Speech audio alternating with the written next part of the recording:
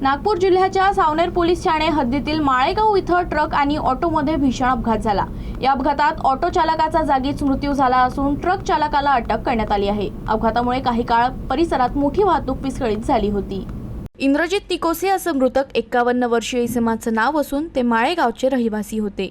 मिळालेल्या माहितीनुसार इंद्रजित निकोसे त्यांच्या ऑटोना नागपूरच्या दिशेने जात होते तर ट्रक सावनेरच्या दिशेने येत होता। माळेगाव परिसरात दोनही वाहनांची समोरासमोर जोरदार धडक झाली आणि ऑटो चालकाचा जागीच मृत्यू झाला। घटनेची माहिती सामाजिक कार्यकर्ते हितेश बनसोड यांना मिळताच त्यांनी तात्काळ सावनेर पोलिसांना माहिती दिली। माहिती मिळताच सावनेर पोलीस तातडीने घटनास्थळी दाखल झाले, मात्र महामार्ग पोलीस उशिरा पोहोचल्याने स्थानिकांनी नाराजी व्यक्त केली। अपघातानंतर सावनेर पोलीस आणि हितज्योती आधार फाउंडेशन यांच्या मदतीने वाहतूक पुन्हा सुरळीत करण्यात आली। या प्रकरणी ट्रक चालकास पोलिसांनी अटक केली असून पुढील तपास सुरू आहे। दरम्यान या घटनेमुळे माळेगाव गावावर दुखाचे डोंगर कोसळले असून संपूर्ण गावात शोककळा पसरली आहे। तर गावकऱ्यांनी रोष व्यक्त करत पुलाचे काम राखल्याने वारंवार अपघात होत असल्याचं सांगितलं।